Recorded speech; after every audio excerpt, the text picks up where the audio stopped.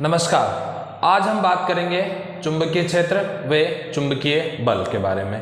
तो मैं सबसे पहले आपको बता देना चाहता हूँ कि चुंबकीय क्षेत्र जो होता है वो कोई आवेशित जो कण होता है, अगर वो गतिमान होता है तो आप ध्यान रखना, आवेशित कण जब गतिमान होता है तो वो क्या उत्पन्न करता है, वहाँ पे चुंबकीय क्षेत्र उत्पन्न करता है। हम इससे पहले स्थिर वैद्युतिकी पढ़ चुके हैं और स्थिर वैद्युतिकी में हमने ये डिस्कस किया था कि जब कोई आवेश स्थिर अवस्था में होता है तो वो केवल विद्युत क्षेत्र उत्पन्न करता है, लेकिन अगर कोई आवेश स्थिर अवस्था में नहीं होकर गतिमान हो तो वह विद्युत क्षेत्र साथ में चुंबकीय क्षेत्र को भी प्रदर्शित करता है। विद्युत क्षेत्र को तो करेगा ही, साथ में किसको करता है, चुंबकीय क्षेत्र को प्रदर्शित करता है। तो आप यहाँ से ये बात नोट कर लेना, जो चुंबकीय क्षेत्र है वो किसी गतिमान आवेशित कण के द्वारा उत्पन्न होता है। यानी कोई आवेश गतिमान है तो वहां पे क्या उत्पन्न होगा, आपका चुंबकीय क्षेत्र उत्पन्न होगा। लेकिन यहाँ पे सूत्र को पढ़ने से पहले हम यहाँ पे चुंबकीय बल के बारे में डिस्कस करेंगे आज। उसके बाद चुंबकीय क्षेत्र के बारे में सूत्र वगैरह कैसे आता है वो मैं आपको बताऊंगा। तो सबसे पहले जो हमारा टॉपिक है अभी वो है फर्स्ट वाला, चुंबकीय बल। अब ये चुंबकीय बल को कैसे अपन मानते हैं, जैसे आपने स्थिर वैद्युतिकी बल को पढ़ा होगा। स्थिर वैद्युतिकी बल क्या होता है, पहले ये सुन लो। स्थिर वैद्युतिकी बल होता है कि जब कोई आवेश रुका हुआ होता है तो अपने चारों तरफ एक क्षेत्र बनाता है जिसको विद्युत क्षेत्र बोलते हैं। अब कोई दूसरा आवेश है वो भी अपना विद्युत क्षेत्र बनाता है। अब वो दोनों आवेश एक दूसरे के समीप लाए जाते हैं तो दोनों आवेश के जो विद्युत क्षेत्र हैं वो आपस में टकरा जाते हैं, जिनके कारण वहां पे एक बल उत्पन्न होता है जिसको क्या बोलते हैं, विद्युत क्षेत्र बल बोलते हैं। नाम बोलते हैं उसका स्थिर वैद्युतिकी बल। पढ़ा होगा आपने कूलाम के नियम में, क्या बोलते हैं उसको, स्थिर वैद्युतिकी बल। यहां भी वैसे ही जब कोई आवेशित कण किसी चुंबकीय क्षेत्र में गतिमान होता है, जब कोई आवेशित कण किसमें, चुंबकीय क्षेत्र में, यानी चुंबकीय क्षेत्र पहले से उपस्थित है, तो उसमें जब कोई कण आवेशित होगा तो उस पर एक बल कार्य करता है जिसको बोलते हैं चुंबकीय बल। क्या बोलते हैं उसको, चुंबकीय बल। अब जो ये चुंबकीय बल है ये कई सारे कारकों पर निर्भर करता है। कौन कौन से वो कारक होंगे उनके बारे में हम यहाँ पे चर्चा करते हैं। सबसे पहले तो जो आपका ये चुंबकीय बल है इसको FB बोल देंगे अपन। B चुंबकीय क्षेत्र, मैंने चुंबकीय क्षेत्र को किससे प्रदर्शित करते हैं, B से, और चुंबकीय बल को किससे प्रदर्शित करते हैं, FP से। F का मतलब फोर्स और B का मतलब यहाँ पे चुंबकीय क्षेत्र होता, ठीक है। तो यहाँ पे FB जो होता है वो एक तो आवेश के समानुपाती होगा, मतलब चुंबकीय बल जो है वो आवेश के समानुपाती होता है, यानी जितना ज्यादा आवेश उस क्षेत्र से गतिमान होगा उतना ही ज्यादा उस पर क्या लगेगा, चुंबकीय बल लगेगा। ये तो आपका पहला समीकरण आ गया। अब यहाँ पे हम दूसरी बात करें तो जो आपका ये चुंबकीय बल होता है ये आपके जो यहाँ पे चुंबकीय क्षेत्र होगा उसके भी क्या होगा, समानुपाती होगा। यानी जितना ज्यादा चुंबकीय क्षेत्र, मान लो इस बार आवेश का मान में परिवर्तन नहीं है लेकिन चुंबकीय क्षेत्र के मान में परिवर्तन कर दिया तो उसमें चुंबकीय बल के मान में भी परिवर्तन हो जाएगा। यानी इसका जो दूसरा कारक है चुंबकीय बल का निर्भरता का वो क्या है, चुंबकीय क्षेत्र है, ठीक है। उसके अलावा यहाँ पे हम बात करें तो जो आपका चुंबकीय बल है वो, अब जो मैंने कहा ना कि जो आवेशित कण है वो गतिमान होगा, तो गति होगी तो उसका वेग भी होगा, तो उसका जो वेग का साइन वाला घटक है साइन थीटा, तो अपन इसको बोलते हैं कि वेग का कौन सा घटक, साइन वाला। तो v साइन थीटा अपने आप में घटक हो गया, जैसे v का v साइन थीटा होता है, v cos थीटा होता है, समझ रहे हो ना। जैसे कोई सदिश राशि होती है तो उसके दो घटक होते हैं, एक साइन थीटा हो जाता है, दूसरा cos थीटा के साथ में आ जाता है वो सदिश। तो यहाँ पे क्या हो जाएगा, v साइन थीटा। ये समीकरण आपकी कौन सी प्राप्त हो गई, तीसरी हो गई। तो मैं बात करूं समीकरण 1, 2 व 3 से, तो क्या हो जाएगा, यहाँ से आपका FB समानुपाती QV, अब इसे लिख सकते हैं अपन इसको QB V साइन थीटा, ठीक है। और समानुपाती जैसे हटाएंगे तो एक नियतांक आएगा, तो वो नियतांक क्या मिलेगा अपने को, FB is equals to small k बोल सकते हैं उसको अपन, और यहाँ पे क्या हो जाएगा QVB साइन थीटा। अपन इसको ऐसे लिख सकते हैं, मल्टीप्लाई में है तो आगे पीछे लिख सकते हैं क्योंकि सदिश राशि नहीं, अगर सदिश होता तो शायद अपन फिर भी यहाँ दिक्कत होती है। अब यहाँ जो k का मान है वो 1 हो जाता है, तो यहाँ सूत्र बनेगा आपका FB is equals to QVB sine theta.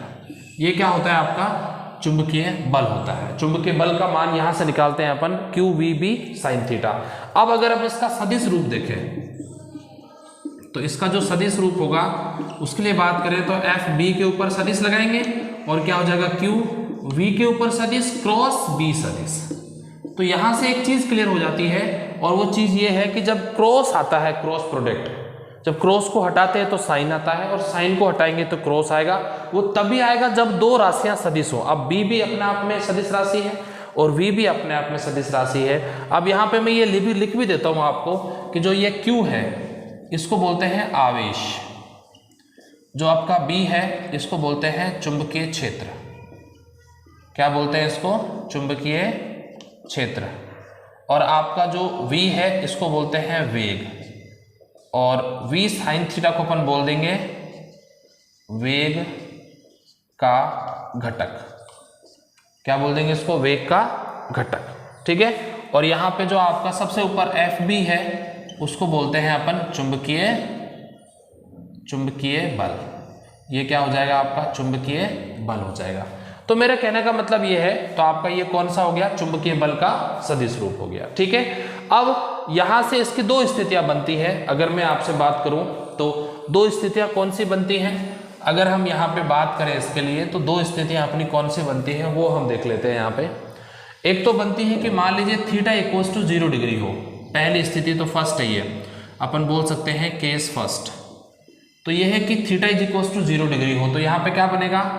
FB is equals to QVB और साइन 0। और साइन 0 की वैल्यू क्या होती है? साइन 0 की वैल्यू 0 होती है। तो यहाँ पे क्या हो गया? FB is equals to QVB sine 0। और जब कोई भी संख्या 0 से गुणा होती है तो वो पूरी की पूरी क्या हो जाती है? 0। यानी यहाँ पे जो आपका FB है वो क्या हो जाएगा? 0। यानी अगर आपका वेग की दिशा और चुंबकीय क्षेत्र की दिशा एक समान है, यानी V जिस दिशा में है उधर ही आपका B है, यानी B की दिशा में ही कोई कण वेग कर रहा है, गतिशील है वेग से, तो दोनों की दिशा समान हो गई। और जब दोनों की दिशा समान होती है तो कोण कितना बढ़ता है? 0 डिग्री। ये 0 डिग्री कब बनता है? जब V सदिश, मतलब V जो है वेग, वो किसके पैरेलल हो जाता है? B सदिश के। अगर ये दोनों आपस में एक दूसरे के समांतर हो गए तो यहाँ कोण 0 डिग्री होगा। तो उस समय आपका जो चुंबकीय बल है वो कितना हो जाएगा? 0 हो जाएगा। ऐसा नहीं है कि चुंबकीय बल हमेशा लगता है। अगर दोनों एक दूसरे के समांतर है, यानी कण चुंबकीय क्षेत्र की दिशा में फेंका गया, तो उस पर जो लगेगा बल वो कितना होगा? 0 होगा। ठीक है। ऐसे ही हम यहाँ पे दूसरी स्थिति की बात करते हैं। सेकेंड केस की बात करें तो यहाँ पे जो थीटा इज इक्वल्स टू हो जाएगा वो हो जाएगा 90 डिग्री। इस दौरान आपका V और B जो है वो लंबवत है। ये साइन होता है किसका? लंबवत का। तो यहाँ पे थीटा इज इक्वल्स टू हो जाएगा 90। और आप सब जानते हो कि साइन 90 का मान कितना होता है? 1 होता है। और यहाँ अगर 1 लिखोगे तो आपका जो आंसर आ जाएगा वो आ जाएगा QVB। तो यहाँ पे आपका आंसर आ गया FB is equals to QVB। इसका मतलब अधिकतम बल लगेगा। ये आ गया आपका मैक्सिमम। इससे पहले वाला जो था वो आपका था मिनिमम। तो यहाँ पे अगर अपन किसी आवेशित कण को चुंबकीय क्षेत्र के लंबवत फेंकते हैं तो उस पर चुंबकीय बल अधिकतम लगता है। तो उस पर क्या होता है? चुंबकीय बल आपका अधिकतम लगता है। ठीक है। यहीं से हमारा एक सूत्र जनरेट होता है जिसको अपन चुंबकीय क्षेत्र बोलते हैं। यहीं से परिभाषा बनाएंगे अपन। इसी सूत्र से देखो आप, तो यहाँ पे अगर इस सूत्र से देखें तो यहाँ B का देखो, B का सूत्र क्या बनेगा? B का सूत्र बन जाएगा यहाँ पे FB अपॉन QV। अब ये स्थिति ऐसी है कि अगर मान ले मैं कहूँ यहाँ से if theta is equals to 90 degree, 90 कब? जब V किसके होगा? लंबवत, B के लंबवत होगा। और आपका थीटा तो हो गया 90 डिग्री, और आपका जो Q है उसको मैं 1 कूलम मान लेता हूँ, V को मान लेता हूँ 1 मीटर अपॉन सेकेंड। तो यहाँ पे जो आपका B है वो किसके बराबर हो जाएगा? FB के बराबर हो जाएगा। तो यहाँ से इसकी परिभाषा बनाई जाती है। सर यहाँ से इसकी परिभाषा कैसे बनाएंगे? परिभाषा में लिखेंगे अपन, हाँ यहाँ इसकी परिभाषा बनाई जाती है। तो सर परिभाषा में क्या करेंगे? परिभाषा में लिखेंगे अपन कि अगर कोई आवेशित कण, क्या लिखेंगे? अगर कोई आवेशित कण चुंबकीय क्षेत्र के लंबवत, देखो चुंबकीय क्षेत्र के लंबवत, आवेशित कण चुंबकीय क्षेत्र के लंबवत, जो आवेशित कण है ना वो कौन सा है, इकाई आवेश है। कोई इकाई आवेश इकाई वेग से, इकाई आवेश इकाई वेग से चुंबकीय क्षेत्र के लंबवत, देखो ना थीटा, चुंबकीय क्षेत्र के लंबवत फेंका जाता है या गतिमान होता है तो उस पर लगने वाला चुंबकीय बल उसके चुंबकीय क्षेत्र के बराबर होता है। यहां से ये गणितीय परिभाषा बनती है। तो मैं आप चाहूं तो मैं यहाँ पे लिख सकता हूं, इसको अपन थोड़ा सा अच्छी तरीके से आपका चुंबकीय क्षेत्र को परिभाषित कर देते हैं। तो यहाँ जो चुंबकीय क्षेत्र का परिभाषा बनेगी वो क्या बनेगी, चुंबकीय क्षेत्र, यहाँ जो परिभाषा बनेगी वो बनेगी कि कोई इकाई आवेश इकाई वेग से चुंबकीय क्षेत्र के लंबवत गतिमान है। देखो इकाई आवेश ये हो गया, इकाई वेग ये हो गया और लंबवत ये हो गया, तीनों स्थिति आ गई। तो उस पर लगने वाला चुंबकीय बल चुंबकीय क्षेत्र के बराबर होगा। शायद आपको ये बात समझ आ गई होगी। मैंने कहा ना कि इकाई आवेश इकाई वेग से चुंबकीय क्षेत्र के लंबवत जब गतिमान होता है तो उस पर लगने वाला चुंबकीय बल किसके बराबर हो जाता है, चुंबकीय क्षेत्र के बराबर हो जाता है।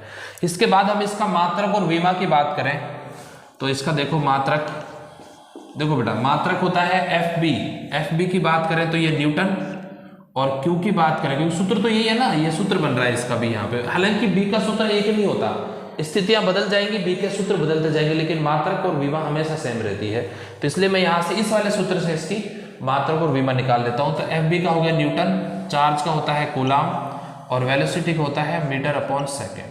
तो सेकेंड ऊपर चला जाएगा तो हो जाएगा newton into second upon coulomb into metre. ये क्या हो गया आपका मात्रक हो गया।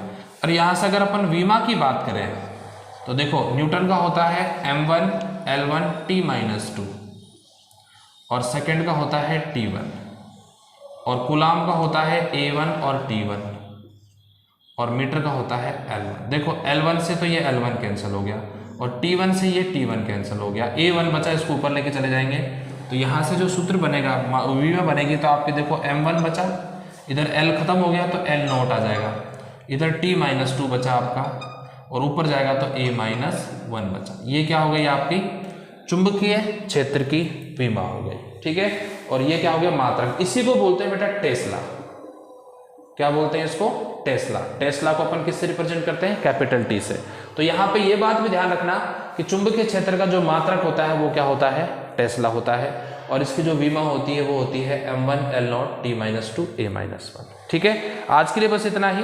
कुछ और टॉपिक्स पे आपको वीडियोस चाहिए तो आप कमेंट बॉक्स में जरूर लिख देना, हम कोशिश करेंगे कि उन पर वीडियोस बना सकें। और आपको ये चैप्टर 4 जो है आपका, अगर इसके आपको नोट्स चाहिए तो डिस्क्रिप्शन में टेलीग्राम लिंक गिवन है, आप उस पर जाकर वहाँ पे नोट्स अवेलेबल है, वहाँ से नोट डाउनलोड कर सकते हो। ठीक है, थैंक यू।